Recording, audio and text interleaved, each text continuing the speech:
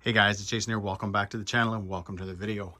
We finally have a Corelli Asuga on the bench. So guys, I've wanted this buggy since it came out. I think it's been out now for around 7 to 9 months. I'm a huge fan of 1/8 scale buggies. I love my Typhon over there. That thing's a little tank. And the Corelli Asuga just kind of turns that up a bit. This is an XL buggy, so it's a little bit longer, a little bit wider, but still uses the 6S electronics and all that kind of fun stuff. So what we're going to do, guys, is we're going to unbox the buggy. We're going to check it out. We're going to go over some of the electronics and some of the parts that I've gotten for it. But this buggy, guys, my plans for it, and I'm going to kind of get this out right away, is to keep this thing as light as possible. Now, I don't mean to reduce the weight. I just mean I don't want to be adding on a bunch of aluminum products that are going to weigh this thing down.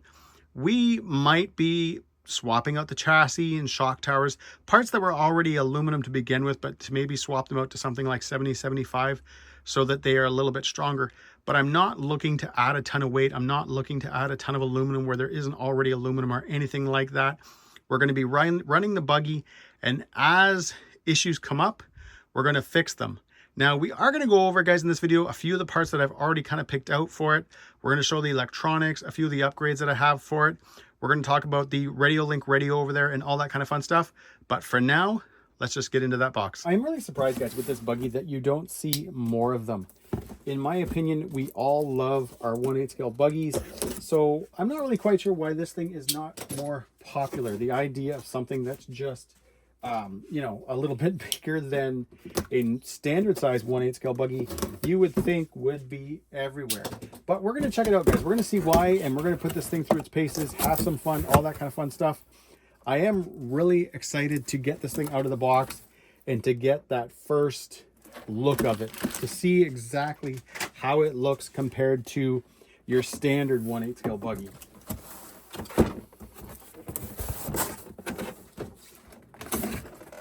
Oh, yeah. Okay. I don't even have it out of the box yet, guys, and it already looks super cool. I almost need a bigger bench. Oh, yeah. Oh. Yeah, this was worth the wait, guys. This thing looks incredible.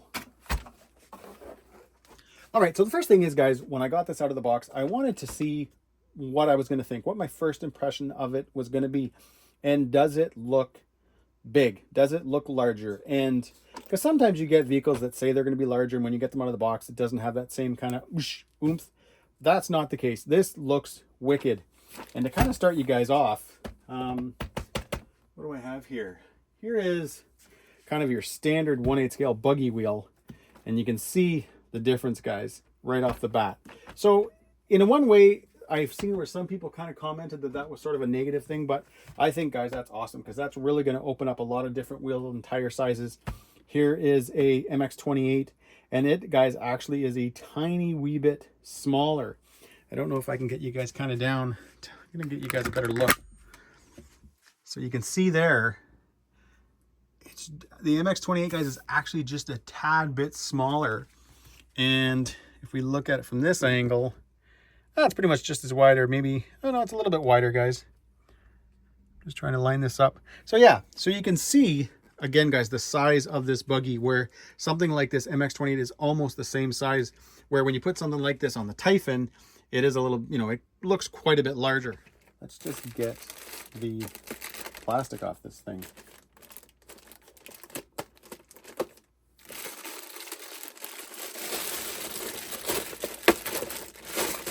All tucked in there.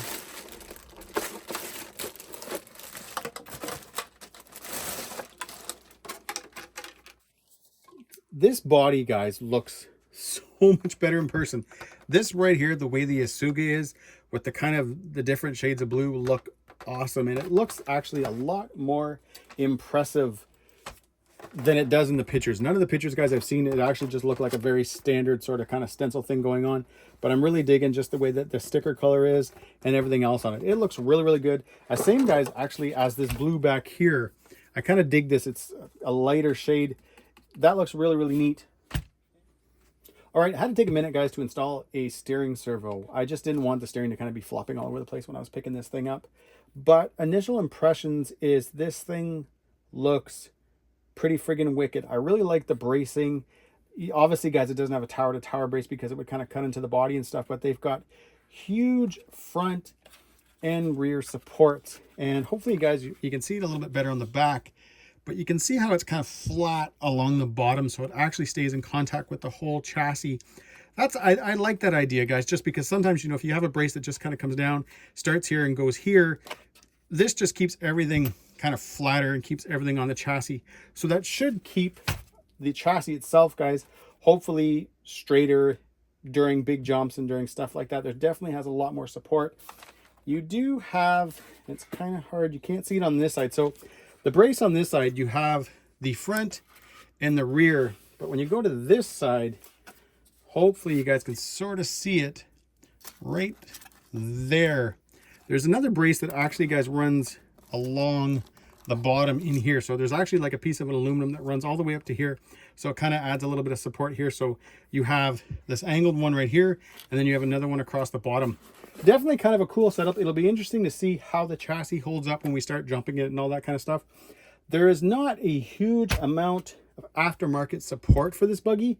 However, Corelli does have a 7075 chassis and a 7075 shock tower as option parts, as well as there's a company, and if anybody knows anything about them, please drop a comment if you've had experience with them. ADU off of AliExpress has a 7075 chassis, shock towers, and all these braces that you can get as well. I don't know anything about the company. I've never used them, so we'll see. I do know that the Corelli 7075 is pretty friggin' awesome, so if I decide to change things up, I probably will go with the Corelli. I know right now, no companies, KCRC, M2C, Vitavon, none of them have upgrades for the Asuga. So we'll see how that goes. Now, as I mentioned, guys, this is a 1/8 scale 6S buggy, which means all your electronics that you're used to if you're in the 1/8 scale kind of realm, monster trucks, truggies, and all that kind of fun stuff, is going to work in this. So things from like a Max 8, Max 6, Castle Monster X, Momo Monster X8S, all those should fit. I'm not sure though, guys, right here, this kind of corner, I don't know if we're gonna have to notch that out a little bit, depends on what we run. What I'm kind of curious to see though, guys, is that when I pulled out the Max 8 and that whole combo out of the Chronos, you can see over there, I kind of left everything attached, because if this is the same battery tray and ESC tray, I'm gonna be able to drop that in, which will make it pretty easy, guys, to get this thing up and running, at least for now. I'm gonna get the buggy out stock first, so no tuning. I'm not going to pull the diffs, because I had planned, guys, on originally pulling the center diff and kind of checking it out, maybe thickening it up a little bit, but I'm going to leave it stock for now. So you're going to get a true out of the box run with this buggy, and then after that we'll start to tune it. We'll see what it's like. I often like to pull the diffs first just to even make sure that they've got enough oil in them. However, I've had pretty good luck with Corelli's overall. Hopefully I don't regret that right now, but again, we're going to leave these stock. Quickly to go over this thing, you've got the spring steel out drives, which were standard on the Skeeter and standard on the Chronos XTR. These are pretty beefy, guys. I noticed often with out drives, I'll try to see if I can kind of show you guys what I mean. Often with out drives, where the pin is, you can see the pin rocking back and forth right there. You often start to get kind of like little divots sort of in the out drive where the pin from smashing on it. On both my Skeeter and my Chronos XTR, I never had that problem. So these are definitely beefy. You have the fixed composite plastic links. Now, some people talk about this like it's a bad thing. My Dementor version 2, again, guys, which was the first Corelli I ever had, that's what it had, and I had no issues with it. I actually found them, guys, really, really strong, and I've never broke one. And my Chronos XTR came with steel links, and I actually had snapped one of those. The Chronos XTR now runs the Lunsford titanium turnbuckles.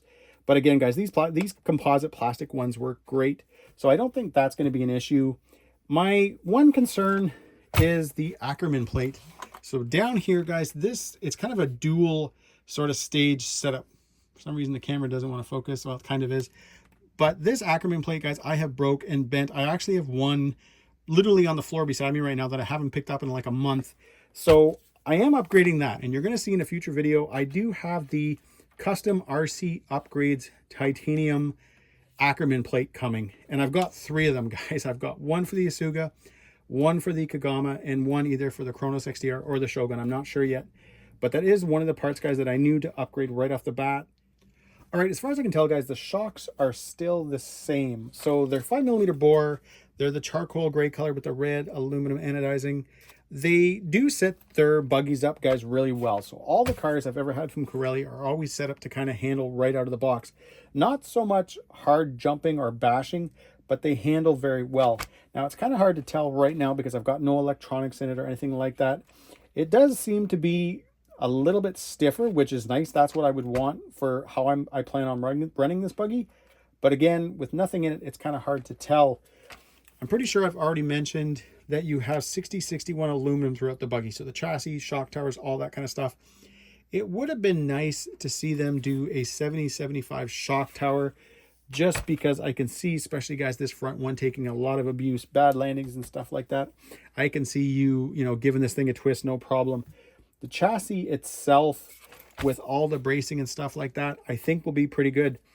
I've mentioned before in videos, guys, that my Corelli Shogun, which is a 6061 chassis, which I've driven just as hard as any of my other trucks, still has a 95% straight chassis on it. And compare that to something like my Creighton EXB that I did a really good bend on. I am really impressed with the quality of Corelli's 6061, wherever it comes from. And you guys know how it works in the world and stuff like that. Some standards are just higher than others. So again, I do have, guys, pretty good faith in the aluminum on this buggy. There is a few things, guys, I haven't mentioned. One of them is that it does come with a aluminum center differential cup. So your front and rear is still plastic, which is pretty standard in most RC cars, but the center is an aluminum one, which is kind of a nice to have right out of the box.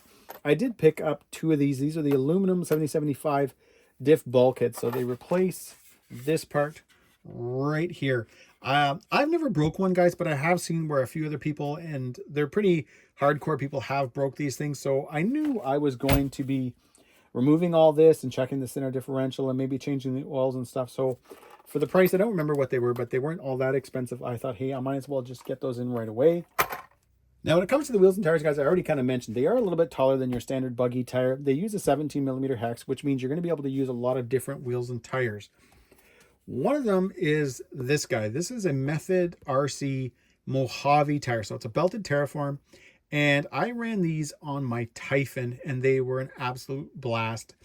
Not too big and heavy that they kind of compromised the performance or anything like that, but enough that they really allowed you to kind of adjust the buggy and control it. Most of the times with 1/8 scale buggies, especially right out of the box, their smaller tires kind of don't allow for a ton of correction. Little ones, but if you're starting to do big jumps and backflips and stuff like that, it doesn't necessarily control the greatest. Now, the first few runs, guys, we will be running the stock tires. We'll check them out. We'll see how they are. But I can tell you right now, guys, these will be coming not long after. And they are, guys, a little bit taller, but not too bad. They're not going to, you know, I don't think they're going to add like enough weight to compromise like temperatures and stuff like that. And you know what, guys? I think that's it for underneath the body. Again, we've gone over the bracing. There's no electronics for now. We've covered the chassis, shock towers, the diffs. The arms are a new arm, so they're not the same as, let's say, something like the Radix 6, which was their first and actually still is their 1/8 scale buggy. So that's a bit different. I'm assuming the steering blocks are probably the same as the Shogun. These are their HD blocks. Everybody knows that the first kind of version 1, version 2 of the steering blocks on Corelli cars were not the greatest. They had issues with the balls themselves pulling out, but they've totally fixed that, guys. That is not an issue anymore. You do have front and rear sway bars, as you can see. I always like these little bits of red anodizing on Corelli cars. They really, I don't know, it just really gives it a premium kind of feel to them. You've got the big aluminum silver horn right here, guys, in red as well. You can see the red around your bell cranks and all that kind of stuff. I always, again, guys, I really dig that. The washers and the chassis as well. Just, I don't know, when you're sitting back or you're standing back and you're looking at this thing, it definitely has a nice premium feel to it. Now, what I'm going to do, because I think I mentioned this earlier on in the video, I'm going to pull the tires off the buggy, and then I'm going to grab the Typhon, and I'm going to set the two of them beside each other, just so that you guys can kind of get an idea of size. Every video that I have watched of the Asuga, and this one will probably be no different, it is really hard to capture the size of this buggy. They did it so well that it actually doesn't look, you know, odd or wonky or lanky, however you want to put it. A lot of times in the videos when I've watched of the Asuga, yeah, I couldn't even tell that it was necessarily an XL buggy, guys. It just looks like a normal buggy. So what I'm going to do is I'm going to quickly grab the Typhon. I'm going to pull the tires off this and set them beside each other so you guys can check it out. All right, I'm going to start way back here. So you can definitely tell, guys, the length difference on the Asuga compared to the Typhon. And when we kind of come over it, remember, guys, that the Typhon has the Creighton hub, so it's a lot wider. I think most people kind of refer to it as trugified, where obviously, guys, the Asuga over there is still stock. So you can definitely tell, guys, it's a lot longer, and obviously so, but I just really want to kind of showcase that, guys. I want you to get an idea of how much bigger this buggy is. What I'm going to do now is I'm going to throw the tires back on the Asuga, and we're going to throw the MX-28s on the Typhon. Now, before we get the last tire on, there's something I just wanted to try. So I went out and grabbed, guys, this is the Shogun tire. So this would be something similar to, let's say, something like that's on an ARM Italian. It's not a belted tire like the Italian one, but same size, same sort of idea. And this, again, guys, is your Asuga tire. So you can see how big that buggy tire really is. To the point that, you know what, I'll probably try, guys, these on here as well at some point, because I think they'll, again, add a little bit more weight. So if we're doing things like your flips and stuff like that, they'll probably handle well. Now you can see with having the Creighton hubs and all that stuff, guys, on my Typhon, the whole width difference isn't crazy. You can definitely tell, though, when you get into the length back here, how much longer the Asuga is. But these two things definitely look wicked sitting beside each other. Now, when it comes to the electronics, we will be installing those in a different video. I am using the Hobbywing Max 8 Gen 2 with a 2250 kV motor. I'm going to be changing that out, guys, at some point. I have ordered a few more motors. They're coming from overseas, so they're taking a little bit of time to get here. Probably with something like a Max 8 or even a Max 6. I'm not 100% sure yet, but I do like this combo. Now that I've got an ESC that doesn't catch on fire. I've had it in and out of now a few vehicles, the Kronos XTR, the Fire Team, I can't remember what else, and it has worked really, really well, and it is a good combo, and it is a fast motor. We also have over there, guys, a Radiolink RC6GS version 3 now. This, guys, I'm working with Radiolink on this. I've been kind of in contact with them for a bit. There was another radio I really wanted from them, and they kind of pretty much are like, hey, you're going to start off with this sort of thing. So this radio, guys, though, is packed with a ton of features, and it's going to be, guys, a completely different video, and then it's going to be a whole bunch of videos, because honestly, I couldn't cover everything that it does in one video, but we are going to be using that. I may start off, guys, with just kind of a tried and true Spectrum receiver for now, just so that I can set the buggy up and get everything good to go, get out and run it, and to make sure everything is the way it's supposed to be. And then I will change in, guys, to the Radiolink, only because I do need to learn it. I need to figure out the settings and how the menus work and all that kind of stuff. And I really just want to get out and run the buggy. So yeah, but that, guys, is going to be coming, and the unboxing will be coming very soon as well. The Power Hobby servo, guys, that's here. This guy is, if I can get it to focus, right there, 400 mg, 29 kilogram. This is going in my Kagama. So the last thing I want to leave you guys with is the body pin. So what's kind of nice, guys, with the Asuga is that you have your tether like a lot of other Corelli vehicles and some of the Armas as well. You do have a bend in the body pin, which I've brought up, I think, not that long ago in a video when I was having a hard time, I think, reinserting a pin.